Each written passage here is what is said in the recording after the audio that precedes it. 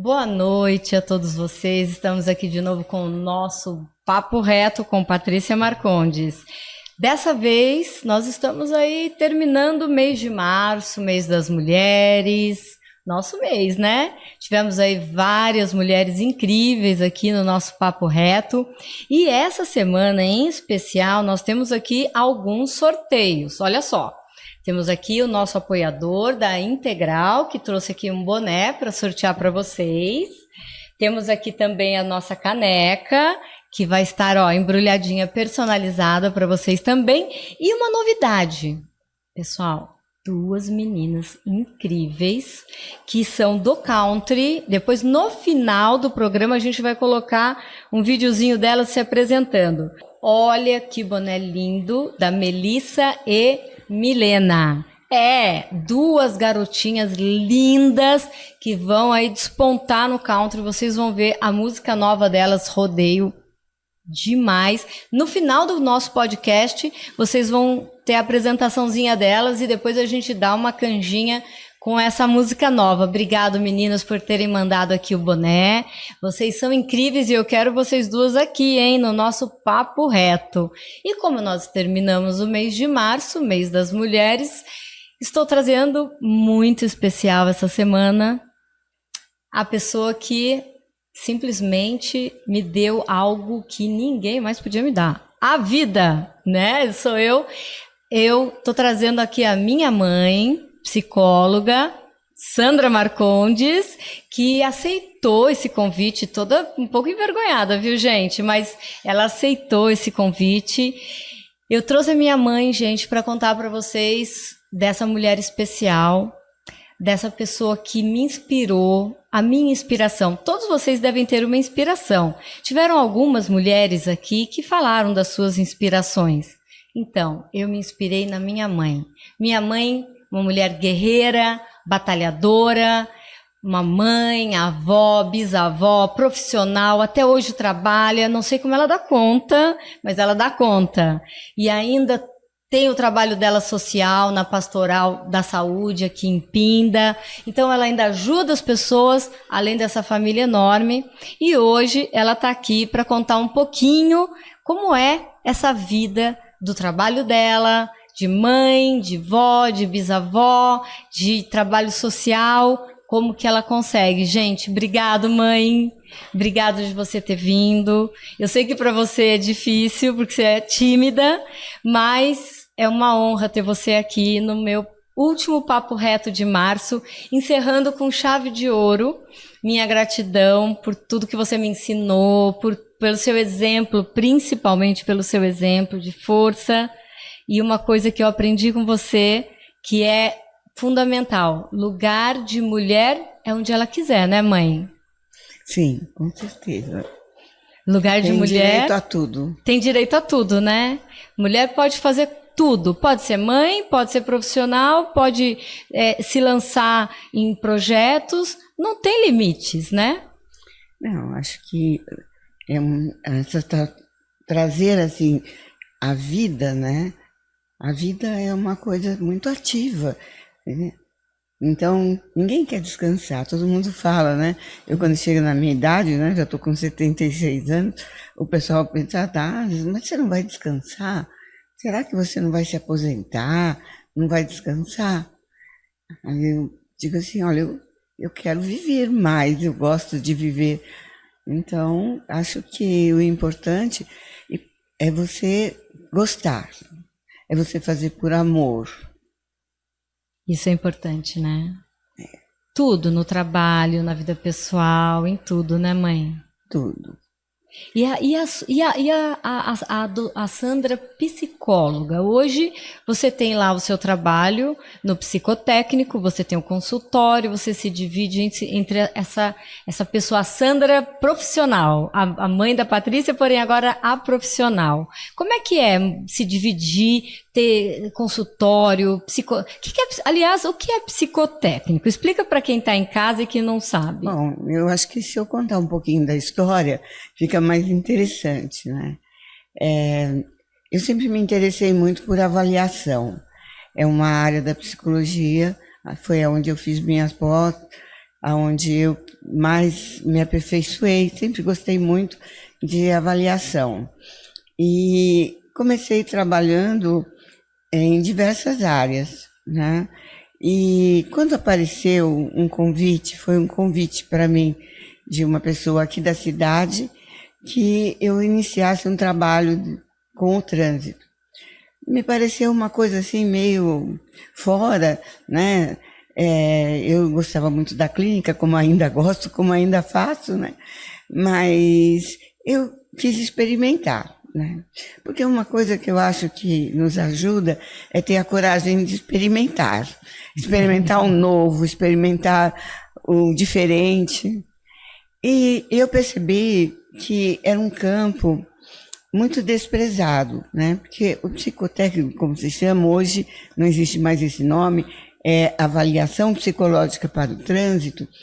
Eu identifiquei como um setor que tinha uma oportunidade de divulgação da psicologia. Por quê? Geralmente nos consultórios, no trabalho clínico, nas empresas, as pessoas estão ali com um objetivo mais curativo ou de definir um perfil. E no trânsito a pessoa só quer ter carta. Só quer tirar carta. Não, ela não quer nada. Só que ela tem uma chance de fazer uma coisa que não temos esse hábito. E não é só no Brasil. Não existe muito esse hábito de se perguntar como eu estou, né, na minha vida emocional, na minha vida psicológica, naquelas características importantes que o trânsito vai exigir com mais intensidade, né? Atenção, raciocínio, capacidade de memorizar, são coisas que a gente não pensa, né? A pessoa entra no carro, liga, sai, e não fica pensando o que ela precisa ter para que aquilo não vire o que até hoje existe muito, que nós somos campeões mundiais de acidentes de automóvel. Isso não é um dado novo, então eu nem posso confirmar, mas na última pós em trânsito que eu fiz, ainda foi isso que foi falado, né? Há muitos acidentes de trânsito, e dos acidentes de trânsito de causa humana, né? Porque pode ter alguma questão motor do carro, do caminhão, mas na falha humana, a parte emocional é a mais séria, né? Porque ela envolve funções psicológicas necessárias para uma condução acertada. Geralmente, quando a pessoa sofre um acidente, se ela volta lá, diz, nossa, mas por que eu fiz isso? Entendi. Sabe? Como foi? Né? Foi o automático. Foi no automático. E a avaliação, ela serve justamente para verificar se quando eu estou, né, e todo mundo fica nervoso para fazer, e se quando eu estou tensa, quando eu estou nervosa, as minhas funções ainda respondem adequadamente. Sim. Né? Se eu consigo ter atenção, se eu consigo raciocinar numa situação de risco, se eu consigo ter memória suficiente para saber o que é essa placa. Eu não posso levar um livrinho da autoescola para a Dutra, não tem nem como. Eu vou criar um vasto acidente. Então, assim, a verificação dessas coisas traz junto, sabe, uma porção de questões emocionais que aparecem ali. Não só eu não tive atenção ao fazer na avaliação, como eu estou, como eu sou, que é uma pergunta que as pessoas não se fazem. E tem ali, um período, um teste, a pessoa passa por alguns testes. Sim. E muitas vezes ela é aprovada ou reprovada. E como é que as pessoas reagem quando são reprovadas? Elas ficam bastante bravas, mas às vezes é uma chance muito importante para que ela se reveja, se repense. E geralmente lá, por exemplo, se a pessoa é reprovada, você dá uma orientação, um Com encaminhamento certeza. e fala, Com olha, certeza. você foi... Então, na verdade, ela tem quando a pessoa fala, vou tirar carta, tem que fazer aquele exame chato, tem que fazer exame médico, tem que... geralmente todo mundo faz assim, né? Uhum. Via de regra, é o que você disse, é só tirar carta. Mas, quando ela chega ali, naquele momento de tensão, vai fazer o teste, e ela é reprovada, você acha que ela despreza isso, tipo, como assim eu fui reprovado? Por que eu preciso disso para ter uma habilitação? Despreza essa coisa importante. Eu acho que é muito mal divulgado, né? Primeiro. Depois ela paga por uma avaliação e tem o direito de saber a resposta. Mas difícil. Mas todo mundo dá a resposta? Né? Olha, se for pedido é obrigatório. É obrigatório. Mas acontece que as pessoas não perguntam. É raro. Se você faz 10 testes, 2 pedem para saber como foram. Ou por que Agora, foram quando ruins. ela é reprovada, aí sim, aí o profissional tem uma chance de alertá-la para riscos, tem uma chance de avaliar por que aquilo aconteceu, né? Que momento que ela está vivendo, dar um prazo para que ela retome, porque não é definitivo, Claro. né? Mostra que naquele momento ela não pode, naquele momento, né? Mas às vezes, né, já teve casos, muitos casos de pessoas que até agradecem, sabe? Eu tenho um histórico só, mas eu tenho um histórico muito bonito de uma pessoa que voltou para me agradecer porque ela estava com um coágulo que, a partir da avaliação, foi aconselhado que ela fosse a um neurologista, e o neurologista disse que por muito pouco aquilo não causou um grande estrago. Então é uma oportunidade muito importante. As pessoas precisam olhar como oportunidade. Né? Eu gosto muito, como eu disse, de avaliação. Eu gosto muito desse trabalho porque ele me traz assim um recorte de como está o humano, de como as pessoas estão, das qualidades das pessoas, das dificuldades das pessoas. E isso contribui para o trabalho que eu mais gosto, que é o atendimento clínico, né? Porque eu não vou me focar num problema que alguém me trouxe, eu vou focar numa pessoa. E isso fortalece esse lado de você tentar enxergar pessoas, Sim. sabe? Pessoas como pessoas, né? E que, por algum motivo, tiveram a felicidade, que eu considero, né? Eu sou uma pessoa que passei muitos anos em terapia e, com muito prazer, tenho um agradecimento terrível para as pessoas que me ajudaram nisso, né? Sendo meu psicólogo, minha psicóloga, foram momentos muito importantes da minha vida. E eu agradeço muito isso. E eu sinto também que as pessoas têm essa felicidade de dizer, eu quero cuidar melhor de mim. Eu quero deixar de ter coisas que me fazem mal. Existe ainda um preconceito das pessoas com relação ao psicólogo? Existe. Existe essa coisa, é coisa de maluco. É coisa de maluco. É coisa de gente doida. Ih, tá indo no psicólogo, então não tá bem. Em novembro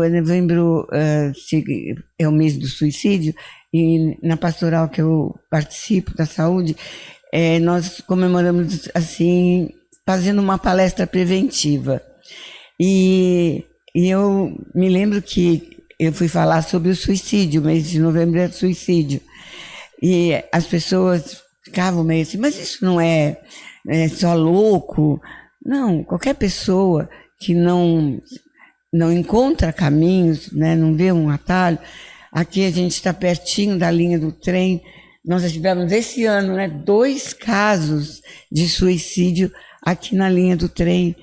Né? Pessoas que se jogaram, uma se jogou na frente do trem, a outra ficou presa na linha, e sabe que foram 2 casos de suicídio, e muitos casos que ficam parecendo acidente, ou ficam escondidos atrás de outras outros problemas, né? E ainda temos muitas pessoas assim sofrendo emocionalmente e não procuram por preconceito. Por preconceito. Né? Porque hoje existe até bastante oferecimento público para isso. A prefeitura tem corpo de psicólogos, sabe? Os convênios hoje são obrigados a cobrir o tratamento psicológico. Sabe, existem muitos profissionais, porque houve um aumento muito grande de faculdades de psicologia, né? E quando eu tive o primeiro desejo de fazer psicologia, só existiam 2 faculdades em São Paulo. E já tinha alguma concorrência e uma dificuldade muito grande. Depois eu acabei nem fazendo naquela época por dificuldade, porque uma era particular, muito cara. E então eu acabei fazendo mais tarde. Eu fui fazer pedagogia, entrei numa viela da psicologia e depois eu retornei e fiz psicologia. E depois de uma terapia. Depois de uma terapia? Depois de uma terapia. Vendo o bem que aquilo pôde proporcionar, né? Principalmente que foi um momento muito difícil, que eu entrei para ajudar a minha filha, que tinha um problema naquela época. Ela era pequenininha. Não sou eu, viu, gente? E ela fazia um tratamento médico por um acidente que ela sofreu. E ainda pequenininha, ainda criancinha, né? E daí eu vendo, comecei a achar aquilo muito bom. E no trabalho de orientação de mãe, eu senti uma vontade muito grande de estar mais equipada, mais preparada, né, para estar com meus filhos. E eu gostei tanto que enfrentei uma faculdade, uma pós-graduação, um monte de coisa. E fez tudo isso e está aqui até hoje trabalhando na profissão. Então era paixão, amor. Paixão passa, amor é que fica, amor, né? Amor é que fica. Amor é que fica. Então, até hoje. E na clínica, você acha que teve essa fase da pandemia, que afastou as pessoas, esse isolamento social, todo esse período difícil, acabou levando as pessoas aqui para a tela do celular, né? E aí tirou esse contato pessoal. Como que você vê isso, assim, de perder essa relação humana? As pessoas sentam na mesa para comer, até lá em casa, né, mãe? Às vezes a gente tem que... eu acho que eu vou fazer uma caixinha lá, obrigatório deixar o celular ao entrar. Aqui na entrada. Até em casa a gente tem que se policiar, mas a gente acaba... Não, mas é urgente.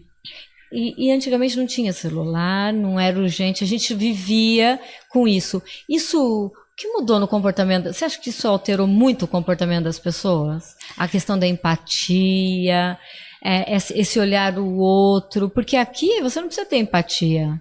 Você não quer falar mais com a pessoa, você desliga. Ou para de falar. Uhum. Na vida não é assim, né? Eu sinto que a tecnologia, na velocidade que ela anda no momento, né? Porque nós temos... uma geração a cada 2 meses dos equipamentos, até menos que isso, né? Quando você pensa que você vai comprar uma coisa de última geração, ela já está com 2 anos e daí já é velha. E então acho que criou um novo homem, uma nova maneira de relacionar, né? Eu sinto que houve mais afastamento, acho que mais dificuldade, por um lado, mas por outro também, né, eu atendo uma pessoa no México, eu tenho cliente em Cruzeiro, tenho cliente em Jambeiro, lá no Paraná, eu tenho cliente em cidades assim, muito diferentes. Países, né? País até, né, diferente, que eu atendo online, né? E foi da pandemia que surgiu essa modalidade de trabalho autorizada pelo nosso Conselho de Psicologia e que eu acho ajudou bastante também as pessoas que não podiam ir pessoalmente, porque estava Isso tudo... seria um legado positivo da Covid? Sim, um legado positivo. Seria? Seria. Podemos dizer que é um legado positivo? Sim, em tantos legados negativos é um positivo. Entre tantos negativos da Covid. Agora, realmente, o afastamento é uma postura das grandes cidades, né? E que está, assim, contaminando as pequenas cidades. A insegurança, né? A falta de segurança. A falta de segurança. A dificuldade de translado das pessoas, o encarecimento da vida, né? Porque hoje o trabalho passou a ser um prioritário, porque precisa ser mesmo, né, para a pessoa se sustentar. Mas só que ele não é suficiente para manter o lazer, para manter a parte que não está referente a concretizá-lo em muitos trabalhos. Então a pessoa faz o cálculo, eu vou visitar a minha amiga, ela mora em tal lugar, quanto de gasolina? Ou se não tem... A vida virou um preço? Virou.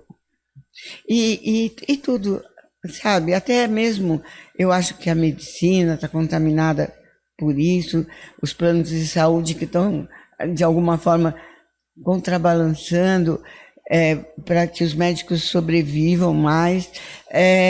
Os psicólogos também, né? Não é uma profissão fácil, né? Como nós já falamos antes, por outras características até de preconceito, mas também até pela questão econômica, né? A pessoa precisa de tratamento, mas ela precisa comer, precisa de remédio, do básico, né? Então, hoje, em Pindamonhangaba, nós temos um dado de mais de 25% da população recebe Bolsa Família, auxílio do governo. Sim. Então, você imagina que 25% da população está desempregada. Sim.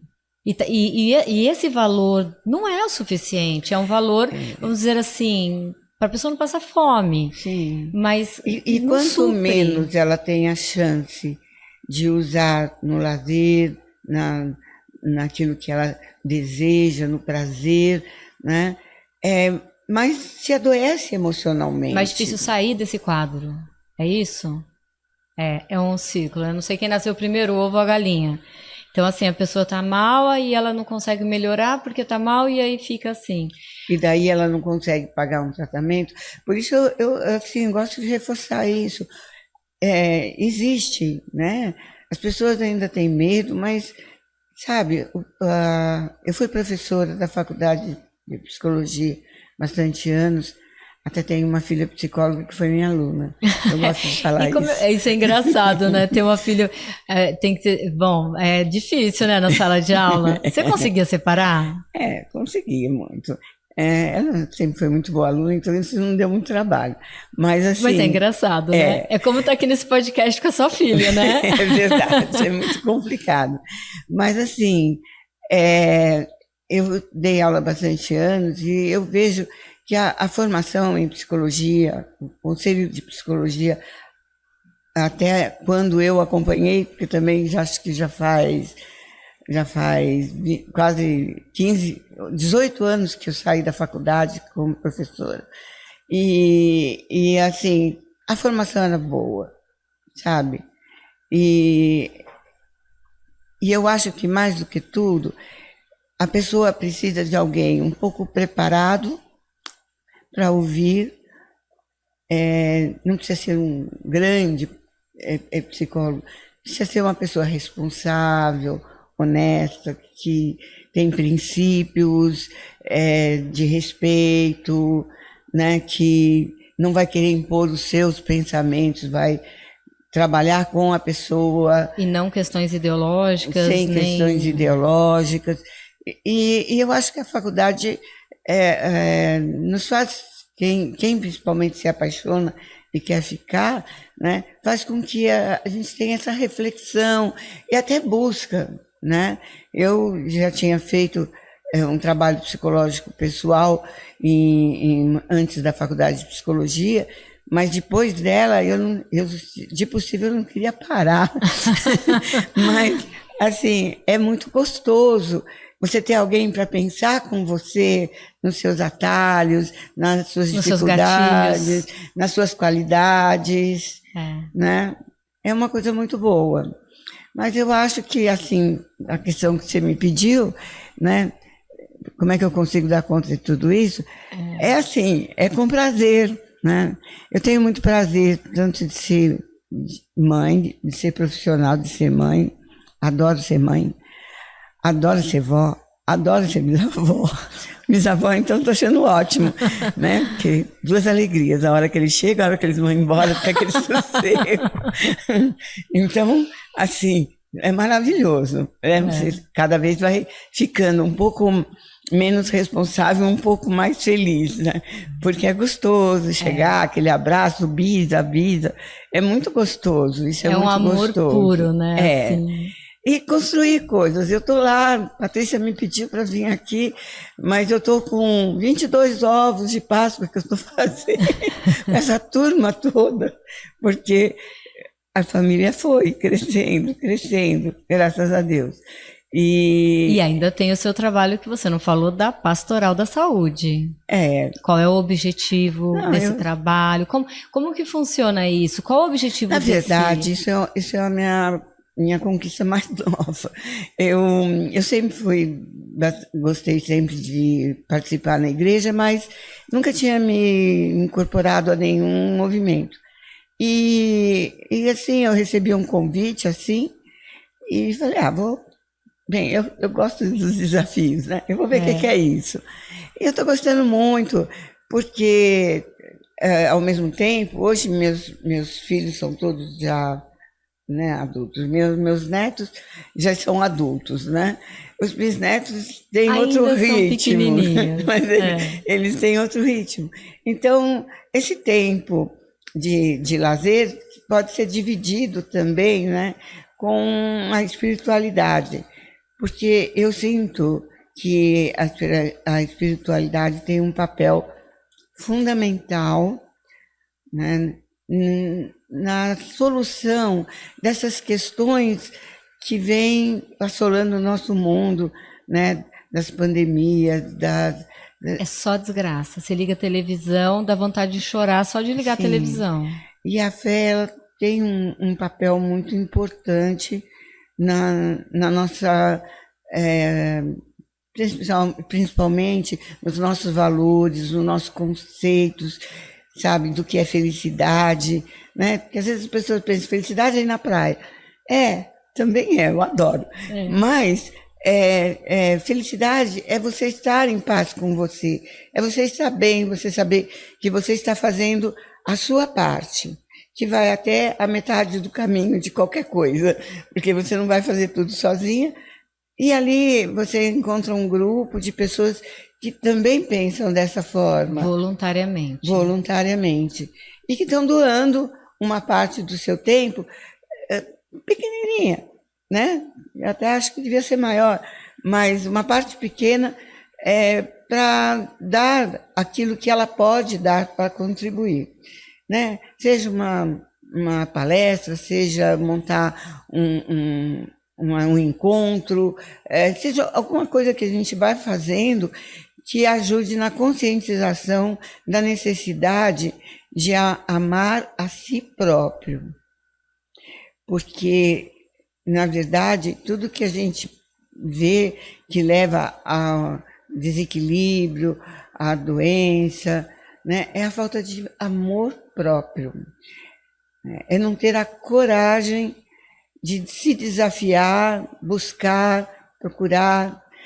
Eu acho que isso eu passei um pouco para as minhas filhas.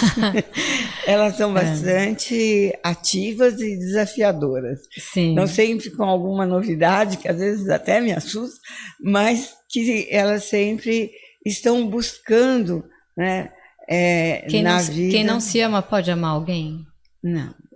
A pessoa tem que se amar para poder amar. Porque senão ela não sabe o sentido do amor. Sim. Né? E a questão até familiar, né? Que hoje está se perdendo muito. Sim. O sentido da família, o carinho, o respeito. E isso, a fé, ela também é um canal que une a família. E também as pessoas estão deixando a fé um pouco de lado. Sim. Tem tempo para outras coisas, mas meu lado espiritual é um lado. Não deveria ser um lado, né? É o meu eu espiritual, né? Exatamente. Eu acho que cuidar-se, né? Amar ao próximo é muito importante, mas o amor ao próximo vem do amor a si mesmo. E do respeito a si mesmo, né? A pessoa que chega na clínica, na maioria das vezes, está em alguma crise, que graças a Deus, né? Deve ter sido Deus que pôs, para que ela buscasse alguma ajuda para não fazer bobagem. Eu digo que tem 2 doenças graves da mente: agir sem pensar, pensar sem agir e não agir. Então, às vezes as pessoas, eu queria fazer isso, eu queria estudar, ou eu queria arranjar um trabalho, ou eu queria costurar, ou eu queria... Qualquer coisa que ela tenha vontade de fazer, né? E se ela se entregar para si mesma, ela faz. Porque tudo que um homem faz, qualquer outro homem pode fazer. Mulher também. Mulher também. Qualquer outro homem, no sentido humano, né? Mas qualquer mulher pode fazer. Mas muitas vezes ela está tão assim, enroscada em si mesmo, nos relacionamentos, nas dificuldades, e com aquele pensamento que eu chamo assim de ruminante. A vaca, quando come, o boi, né? A vaca, quando come, eles pegam o capim, mastiga, leva no estômago, daí passa um pouquinho, ela devolve, aí ela mastiga mais um pouco, mastiga, aí ela leva para o estômago de novo e fica naquele vai e volta até que aquilo se dissolva, né? E eu digo que a gente faz muito isso com o nosso pensamento ruminante, né? A gente fica remoendo, remastigando e não consegue sair, né? E o papel do psicólogo é facilitador. Esse é o papel do psicólogo. Ele vai olhar e falar assim, mas aonde que você encrencou? Aonde você parou? Né? Da onde veio isso? Então, vai abrir a mente para que, através desses novos pensamentos, que são dela mesma, né, ela descubra os caminhos ela encontra possíveis. O caminho? Ela que encontra o caminho. Ninguém então, dá essa caminho. coisa assim, eu vou no psicólogo porque eu preciso tomar decisões e eu preciso que ele me ajude. Ele não é um coaching, né, que vai dizer, olha, vai por aqui, faz isso ali. Não. Ele faz com que a pessoa busque dentro dela mesma a solução. Resposta dela, porque essas respostas são íntimas, né? Mas quando eu consigo, assim, trazer essa intimidade e dividir, eu consigo abrir um espaço para que eu saia da ruminação, né? E é muito importante. E aí vai para onde? Para ação. Vai para ação. Vai para ação. E às vezes vai para oração também, porque aí ela descobre que ela tem direitos, que ela tem, sabe, tem o dever de cuidar de si mesma. Né? Porque quando chega no consultório, geralmente o que está mais baixo é a autoestima. Né? A pessoa às vezes é linda, mas se sente feia, se sente pouco inteligente. Até a primeira coisa que eu faço, eu faço os testes, mostro tudo para a pessoa dizer assim, ó, inteligência deu tanto. Pode melhorar. Mas tá bom. Mas já tá bom. Então não é isso. Né? Precisa você entender primeiro os seus desejos, suas possibilidades, juntar o desejo à possibilidade e confeccionar. Né? E esse processo de elaborar tudo isso é de pessoa para pessoa, né? É longo. Por que é longo? Mas demora muito. Demora porque não é minha essa comparação, mas eu comprei não sei mais de quem, e é algum livro que eu comprei, então é meu. Você tem o direito poético. Eu tenho. Que é assim, né? É muito importante a gente saber que existe uma possibilidade, né, muito grande de eu me redescobrir. Mas isso é como ir à academia. Eu quero redefinir meu corpo, né? Nesse momento nem quero mais. Mas assim, eu quero redefinir meu E isso corpo. também é uma decisão, tipo, Também. nesse momento eu não quero mais. É se amar como você é. Isso é uma decisão. Então, assim, eu quero redefinir meu corpo. Não adianta eu ir na academia uma vez, 2 vezes e achar que pronto, já resolvi o problema, né? Não funciona assim. Você vai ter que frequentar muito tempo a academia para começar a ver Vai doer. os resultados. Vai doer, porque mexer em músculos que estão dormindo sempre dói. Os da cabeça também. E é um exercício que precisa de continuidade para eu chegar aonde eu quero chegar. Onde eu quero chegar. Um autor muito interessante, o Falk Hermann, ele tem uma definição de cura. Ele diz, como é a cura psicológica? É igual aos queijos. Né? Se você quiser um queijo fresco, faz rapidinho. Eu resolvi, tirei esse problema que estava na minha frente, pronto, é um queijo fresco. Se você quiser um queijo mais elaborado, você tem que ter paciência de esperar que aquilo curta, claro. Se você quiser um queijo fino, raro, são anos. Então, isso não é uma coisa que o psicólogo que resolve. Quem resolve o que quer de si mesmo é a pessoa que procurou. E a satisfação que ela vai sentir, sabe? Se ela gosta, ela começa a querer mais do que ela gosta, né? Faz bem. Faz bem, né? A vida toda, então não. Né? Daqui a um pouco, ocupou tanto tempo que o psicólogo perde o lugar, não tem mais lugar para o psicólogo. Porque aquilo também vai desenvolvendo. Né? Você vai precisar sempre de academia? Não. Se você aprendeu a ser ativa, se você volta a fazer seus exercícios por prazer, tipo assim, fazer uma caminhada de bicicleta, um não sei o quê. Ou uma aula de dança. Andar aula de dança, qualquer coisa mais gostosa do que puxar ferro na academia. Você sai da academia. Né? Mas não dá para você já resolver fazer só por prazer antes de você resolver, né? E redefinir aquilo que você Agora, precisa quando a pessoa, definir. quando é a família, os amigos, enfim, que percebem que a pessoa precisa do tratamento e leva e praticamente impõe que a pessoa faça o tratamento, isso também dá resultado? Sim. Sim, é mais difícil, mas depende muito. Aí sim, a habilidade do psicólogo ajuda um pouco mais. A experiência. Sim, porque existem técnicas, muitas técnicas que você pode usar. E quando você pega um paciente com mais resistência, chama resistência isso em psicologia, você tem que estar muito mais capacitado para enfrentar aquela dificuldade. E a resistência é um desejo oculto. Como é que é isso? Desejo oculto. Porque assim, por exemplo, vai lá e você encontra uma pessoa disponível para te ouvir, para te entender. Por que uma pessoa não quer isso? Né? Boa pergunta. Por que a pessoa não quer, né? Mas é caro. Não, mas alguém está pagando porque quer que você faça. Então, é porque existe um desejo nela de ser aceita daquele jeito. Ela não quer mudar. Não quer mudar.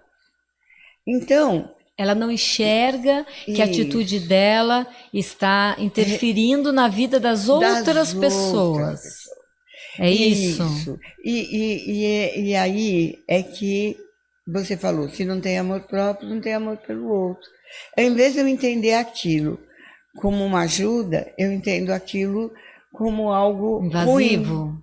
Ruim. Então, como se a pessoa não entendesse o meu desejo. Eu sou assim, tipo síndrome de Gabriela. Eu nasci assim, você sempre assim, serei sempre assim. É a famosa síndrome de Gabriela. Gabriela. Não, as pessoas podem mudar. Podem, devem, né? Acho que tem que mudar o tempo inteiro. Tem que se reinventar o tempo inteiro. Porque se o mundo muda, tudo muda. A tecnologia, a gente não tinha celular antigamente. A gente não podia fazer um podcast e ser assistido no mundo inteiro. Aqui na nossa TV On Demand, vai para o mundo inteiro. Então, assim, antes qualquer pessoa pode qualquer pessoa pode ver, qualquer pessoa pode tirar. A pessoa, ela tem um controle do que ela Mas pode. aí é que eu digo que daí precisa que o psicólogo ele se imbua de muito conhecimento, que ele pesquise, que ele veja como outras pessoas lidaram com aquela resistência, sabe? E entenda melhor, né, quadros emocionais para você interferir adequadamente, né? E daí você precisa de quanto mais difícil, de um mais profissional capacitado. que tenha mais capacidade de lidar com essa dificuldade. Mas eu acho que uma pessoa que ficou 5 anos na faculdade, né? Apesar que agora voltou ficou 4, mas uma pessoa que ficou 5 anos só tentando entender o ser humano, deve ter bastante coisa já dentro de si mesmo para tentar ajudar aquela pessoa. Você poderia dizer que a pessoa que busca o curso de psicologia, ela tem que gostar de gente? Com certeza. Esse é o principal. Ela tem que gostar de pessoas, ela gosta de pessoas. Gosto. Tinha um professor que dizia assim, gosta de problemas também. Eu ia falar isso, porque assim, a pessoa que chega no consultório, ela chega cheia de problemas. Cheia não. Às vezes os problemas são assim, hábitos, sabe? Que ela não teve a oportunidade de avaliar. Por que eu digo que mesmo numa avaliação de trânsito, você já consegue enxergar muita coisa, né? Porque são vários instrumentos psicológicos importantes, reconhecidos, e que eles já dão uma direção do que a pessoa está fazendo consigo mesma. Então, quando eu percebo, por exemplo, uma pessoa tem a oportunidade ali de ter 50 objetos num cartão para memorizar, e eu quero que ela memorize só 15 no máximo, e ela só consegue memorizar 3, nós precisamos pensar o que está acontecendo, que essa pessoa não está conseguindo enxergar as coisas. Sendo que as coisas que esse cartão possui é casa, carro, árvore. São coisas básicas do dia a dia da vida dela. Entendeu? Uhum. Então, a gente já vê como a pessoa está, né? Quando ela tem ali um estímulo para ir buscar a atenção e ela não consegue, né? Você às vezes testa 1, 2 vezes, o que está acontecendo? Quer dizer, está tudo travado. Tem alguma coisa ali. E ali vai travar no trânsito, né? Não só no trânsito, na vida. Pior. E pior do que... Ela pode não chegar a dirigir, tá bom. Mas e a vida? Né? Eu procuro, o máximo que eu posso, não reprovar, porque eu acho que a iniciativa de ir, pelo menos dirigir, já faz parte de um movimento no sentido da saúde. Entendi. Já é aquilo que você sempre me disse desde que eu era pequena. Oração, minha filha, é orar com uma ação. Então, se ela chegou ao ponto de até buscar fazer o teste, se superar ali, já é algo a se considerar, então. A se considerar. Muitas vezes a gente percebe pessoas com um grave quadro depressivo, com dificuldades assim de raciocínio graves também, e sabe, e não são pessoas com baixa escolaridade, que a ideia que as pessoas têm é que isso só acontece com ninguém Não, nós já reprovamos médicos, nós já reprovamos E aí, quando reprova advogado e médico, é pior? Nossa, é um horror. Ele diz que nós somos loucos, né? Que aquilo não tem nada a ver, que é uma bobagem. É uma baboseira. E tem, sabe, mas tem muita Sempre gente de que novo o aceita. preconceito, né? Mas tem muita gente que aceita, fala, não tô legal mesmo, né? E aí a gente fala, olha, busca, né? Ah, mas eu não posso, não tenho dinheiro. Vai, tem na prefeitura, tem nas faculdades sempre tem atendimento. Eu mesma fiz parte, quando dava aula, uma das coisas que eu fiz era acompanhar o atendimento dos alunos formandos, né? E é um trabalho bem feito. São duas cabeças pensando, a do aluno, a do professor, né? Em cima de um problema. Então, é uma coisa que é um trabalho muito bem feito. Então, eu acho que tem que procurar onde ele pode, né?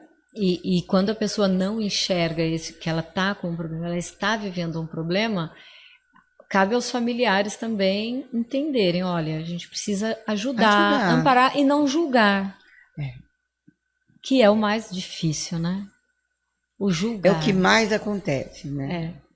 O julgar. Não, a pessoa está fazendo isso, aí vai para o comportamental. A pessoa está fazendo isso porque está passando por uma dificuldade financeira. Ela está fazendo isso porque está passando por um divórcio ou por uma, enfim, não passou na faculdade, uma situação... Sim, mas tem pessoas que não passam na faculdade e tentam no ano seguinte. Tem pessoas que se divorciam e ficam mais felizes do que eram antes.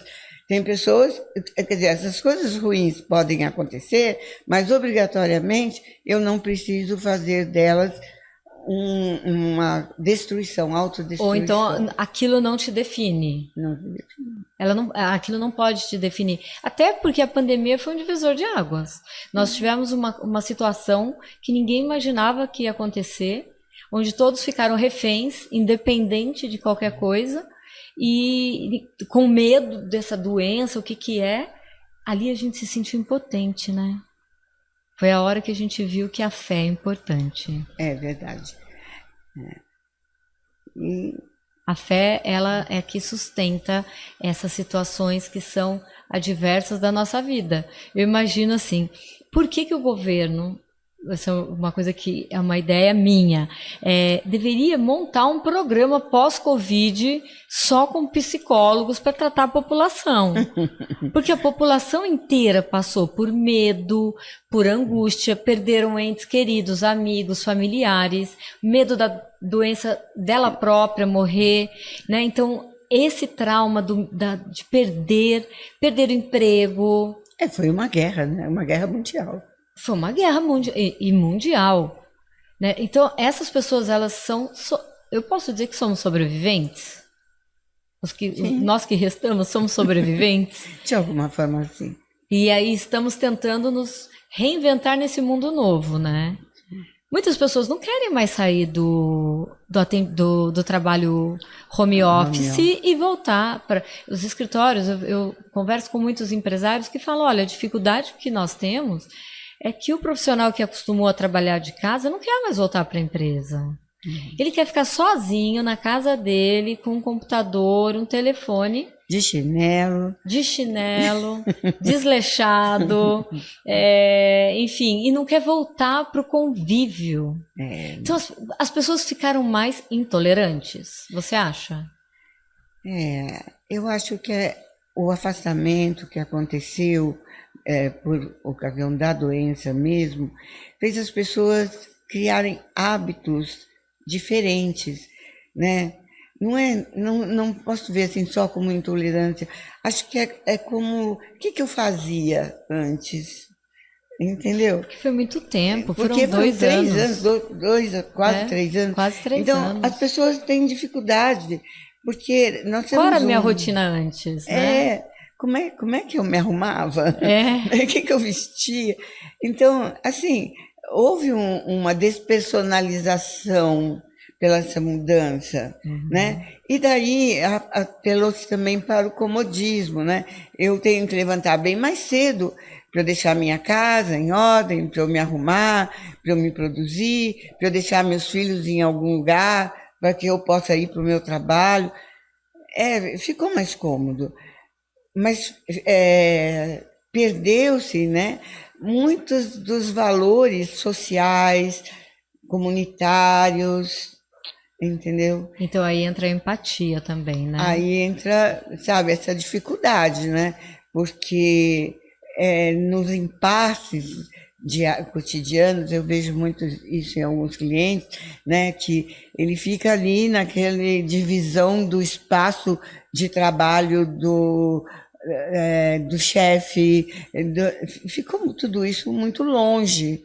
Então eu me sinto mais confortável em casa, mas eu consigo manter a minha criatividade, o meu grau de criatividade, eu consigo manter, sabe, a minha identidade, né? Assim, eu vejo que um pouco que você para de usar salto no período de férias, quando você põe um salto, dói. Dói. Você põe de novo o salto, dói. Aí você fala, não, melhor, não vou mais aderir a salto, vou usar o baixinho mesmo, tá bom.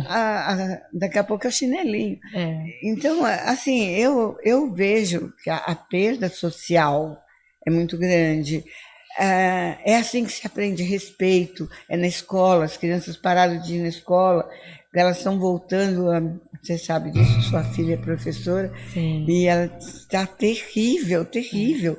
Aluno chuta, aluno xinga, aluno gospe no professor, uma coisa assim, uma coisa, sabe? Porque eles pegaram uma referência, ficavam meio soltos, a mãe trabalhando no computador e eles ali soltos em volta, né? Fazendo aula online. Fazendo aula online. Às vezes, caiu a internet. Nem caiu para o videogame, mas para a aula caiu. Só caiu para a aula. Então, assim, foi uma mudança de valores, de postura, de referências, de, assim, autocuidado. Porque você não vai sair de casa descabelada, mas em casa você trabalha descabelada. Você não vai sair de casa, ainda que hoje com vídeos, conferências, pelo menos da cintura para cima você tem que estar mais ou menos. Pelo menos da cintura para cima, né? Você tem que estar mais ou menos. Né? Mas isso é diferente de você sair, de você andar, de você ver lojas. Então, ver pessoas na rua, ver vida, né? Ver vida. E num parque.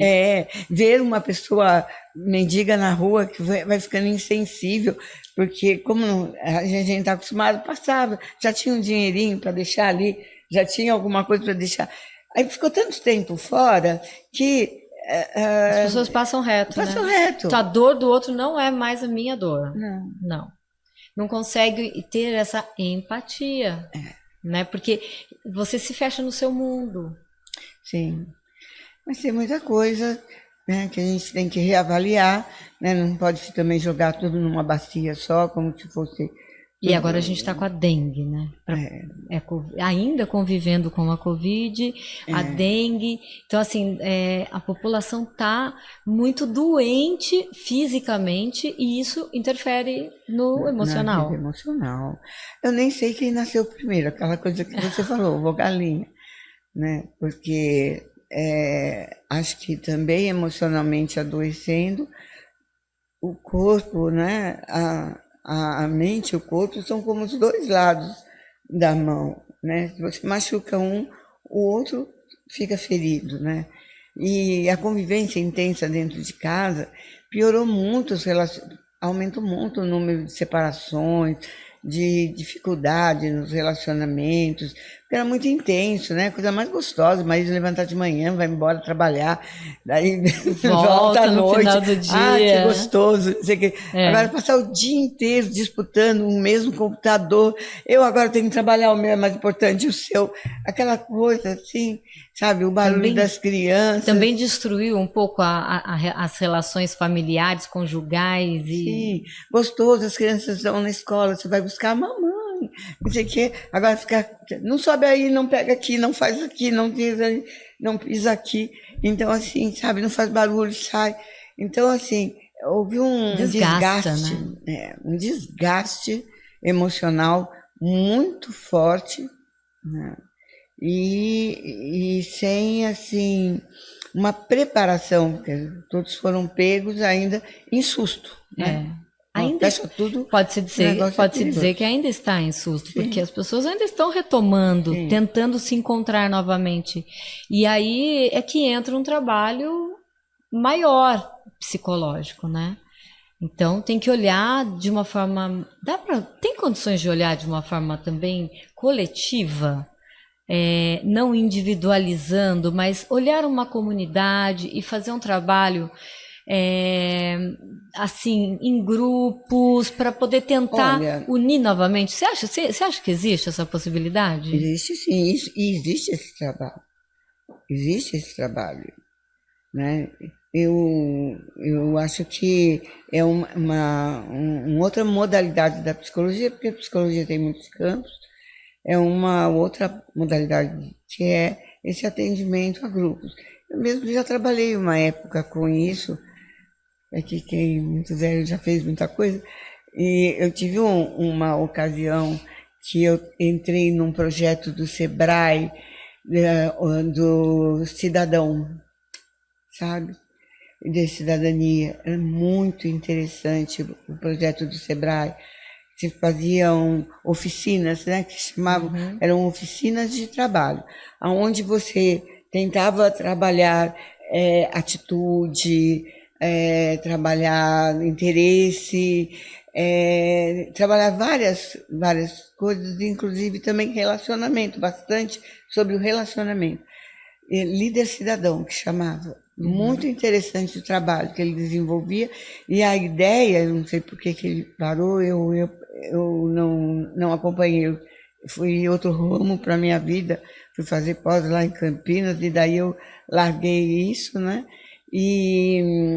Mas, assim, era um trabalho interessante que tinha a ideia de formar líderes que iam para as comunidades para repetir esse trabalho Reproduzindo na reproduzindo na comunidade. comunidade.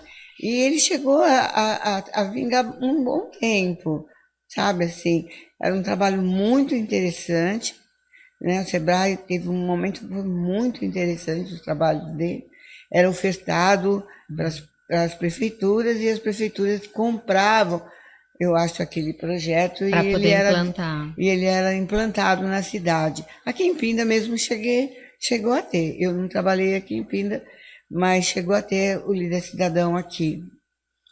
Essa minha filha, que é psicóloga, chegou a trabalhar. E é assim, é muito interessante. Eu sinto que é uma área, um desafio importante que fica para os jovens psicólogos, né? Que buscar essa história, né, desse trabalho e reproduzir, trazer de volta, né? Tem tanta coisa boa que se perdeu, né? A gente tem que resgatar as coisas boas que podem, que se já houve um dia, a gente consegue fazer de novo. Com certeza. Né? Como músculo, memória do músculo. Parei de treinar, volta a treinar, dói. Mas depois você consegue, volta e vai para frente. Olha, eu queria ficar, assim, para mim é uma alegria, é uma honra. Minha mãe, meu exemplo, a pessoa que me mostrou ser guerreira, a guerreira que eu sou, a pessoa que eu sou.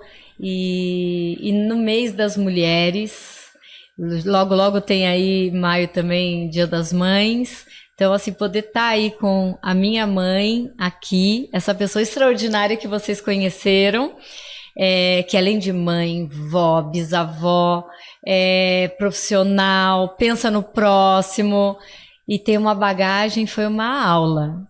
Literalmente uma aula. Então eu fico muito grata de você ter aceitado o meu convite. Tá vendo? Você fala que as pessoas têm que se desafiar. Você hoje veio no seu desafio também. Né? Então é um desafio. E eu queria te pedir, como uma profissional, uma psicóloga, com toda essa bagagem, que mensagem você deixa para as mulheres? Porque a gente está fazendo março, mês das mulheres. As mulheres ainda enfrentam muitas barreiras, Nós sabemos que ainda tem muita desigualdade, tem muita coisa ainda para caminhar até conseguir um lugar. Num podcast anterior, eu falei que a gente tem que comemorar que hoje a gente vota, porque a gente nem votava. Então, hoje a gente tem voz, voto e posição. Mas ainda ganha menos que o homem, ainda tem uma situação em desvantagem. E não é uma competição, não é porque você não é. Você tem que ser feminina, mulher e ter o seu espaço. Qual seria uma palavra encorajando essas mulheres a sair do comodismo que a gente falou, da zona de conforto e buscar os seus sonhos? Eu acho que conhece-te a ti mesmo. Foi o que veio na minha mente. Eu acho que muitas pessoas se envolvem tanto com o cotidiano. A rotina é uma arma de dois gumes, né? Ela pode ajudar você a se organizar, mas ela pode te aprisionar, né? E eu acho que assim, conhece-te a ti mesmo, tenha liberdade, né? Eu vou falar só uma historinha que me veio aqui à mente, que Deus ia esconder os talentos e Ele queria um lugar que qualquer um pudesse pegar, mas que não fosse tão fácil que as pessoas não dessem valor. Aí lá os assessores de Deus disseram, esconde na montanha, esconde no fundo do mar. Ele disse, não, nem todos teriam acesso. Eu vou esconder num lugar muito difícil, mas que todos possam ter acesso, dentro de cada um. Dentro de cada um de nós tem aquela pessoa que você tem que trazer vida, trazer para a vida, né? E todo mundo tem seu dom. Eu não acredito muito, sabe, Patrícia, você sabe. Eu não acredito muito nessa questão de homem, mulher. Eu acho que falta às mulheres ainda, né, essa capacidade maior de luta. Muitas lutas, mas muitas se acomodam. Muitas.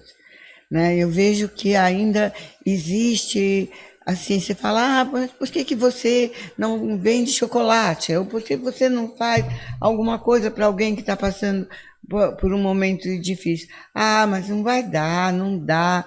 Então, esse negativismo feminino, que é lógico, é histórico, foi implantado pelo machismo, não resta a menor dúvida. Mas eu acho que nós já vivemos muitos séculos disso e que está na hora também de nós abandonarmos. Tem mulheres que são muito mais machistas até do que os homens. Uma pergunta que eu fiz no podcast anterior para Maura e para a Nádia, que vieram aqui do vôlei, por que os homens são tão unidos e as mulheres não conseguem ser? Porque o homem, eles são unidos, eles protegem um, protegem o outro, defende, esconde a coisa errada do outro. A mulher não. A mulher, ela quando sabe alguma coisa, vamos supor, alguma coisa, um deslize de uma amiga, ela vai logo expor. Ela não vai conversar, entender o que a pessoa está passando ou tentar acolher. Os homens, eles são completamente unidos. E as mulheres não. Se a mulher está bem, ela fica, tá vendo, tá bem demais. Se ela tá ruim, você viu, não dá para nada. Então, essa coisa da... O julgamento feminino é muito rude com outra mulher. É isso que você está falando. Eu também acho. Eu acho que as mulheres, elas criticam muito mais. Eu acho que... Mulher não vota em mulher. Isso é estatística. As mulheres, elas não votam nas mulheres. Você vê as mulheres que ganharam eleições, elas ganharam com voto masculino. Não foi com voto feminino. E nós somos a maioria. Então, por que será que tem isso, né? A mulher não confia na outra mulher. É porque não confia em si mesmo. É isso que eu estou te dizendo. A autoconfiança é que ajuda na confiança ao outro, e vice-versa. As mães também, eu mesma, na minha geração, eu me lembro que o primeiro estudo que eu fiz, eu fui professora, naquele tempo se chamava curso normal, formava professora. Quando eu terminei, eu queria mais, eu sempre gostei de estudar. Aí o meu pai falou, mas para mulher, tá bom, vai casar, não sei o que, a minha mãe, para quê, faculdade? entendeu? Então, tipo, se conforme com isso e tchau. Quando eu fiz pedagogia, daí tá bom, é dentro da área de professora, para ser professora tá bom. Aí quando eu entrei na psicologia, eu já era casada com 3 filhos, nossa, minha mãe chegou aí conversar com o meu marido, que era um absurdo. Ele Eu deixar. abandonar o lar, já que eu tinha uma condição de não precisar trabalhar, né? E as pessoas perguntam para mim se eu preciso trabalhar, né? Eu digo, preciso muito, né? Não é que eu preciso do dinheiro, não, que eu não gosto dele, mas que a gente também deve aprender a gostar dele. Mas assim, eu preciso muito, porque faz muito bem, e eu acho que é isso. Já os meus irmãos eram 2 homens, eles tinham que estudar a qualquer preço, e havia uma cobrança de que eles já trabalhassem desde cedo, né? E eu comecei a trabalhar cedo, formada professora, eu já comecei a dar aula particular, aula não sei o quê, mas assim, era para eu ir no cabeleireiro fazer unha, não era nada assim que eu fosse encontrar uma profissão. Então a mulher já era uma dificuldade de ser vista no mercado de trabalho competitivo, Sim. mesmo psicóloga. Sim, porque elas eram criadas em casa com essa mentalidade e na maior parte das vezes pela mãe, que na verdade estava defendendo a própria postura de não trabalhar. Minha mãe nunca trabalhou na vida, graças a Deus, nunca trabalhei na minha vida. Deu como um orgulho, né? Nossa, graças a Deus nunca precisei trabalhar, tudo deu certo, saiu como planejado. Então, assim, eu acho que o preconceito é feminino, ele só pode ser diluído nas mulheres. Não adianta querer que os homens respeitem os homens. Vocês, né, você tem que levar o respeito. O respeito é uma coisa que você impõe, não que o outro te dá. Durmam com isso, mulheres. Durmam com isso. Essa é a minha mensagem. Bom, e aqui, como no nosso papo reto, como o nome já diz, é um papo reto, nós podemos dizer que esse foi o exemplo que eu tive, gente, de uma mulher guerreira, trabalhadora, que cuidava da casa, que cuidava de tudo, e que eu espero, mãe, nesse dia, com todas as coisas que você disse, que você possa inspirar, assim como você me inspirou, a não ter medo de correr atrás dos meus sonhos, muitas vezes assustadores, como você mesmo diz, mas que outras mulheres possam também correr atrás dos seus sonhos. Porque é possível. Sim, lógico. É possível sempre. Se for desejável, sempre é possível. Sempre é possível. E eu ficaria aqui a noite inteira, como eu disse, mas nós temos que caminhar aqui para o final do nosso papo reto, que hoje foi muito especial para o meu coração, para a minha vida, e eu espero que vocês se inspirem, como eu me inspirei também em tudo isso. E olha, nosso sorteio está aqui, nós vamos fazer no Instagram. Como vai funcionar? Vocês acessem aí a nossa página, que eu vou deixar aí para vocês, e faz um comentário, fala o que vocês acharam, curta, compartilhe, e aí a gente vai selecionar o premiado, e lá no Instagram eu conto para vocês quem vai ganhar. São 3 prêmios, portanto são 3 pessoas. Então tem 3 chances de você participar conosco. É sempre muito bom estar aqui com vocês no nosso Papo Reto, esse espaço maravilhoso. Semana que vem tem mais, quarta-feira às 20 horas, espero vocês. E agora fiquem aí com a Melissa e a Milena, que vão se apresentar para vocês. Tem música boa por aí. Um beijo, Deus abençoe.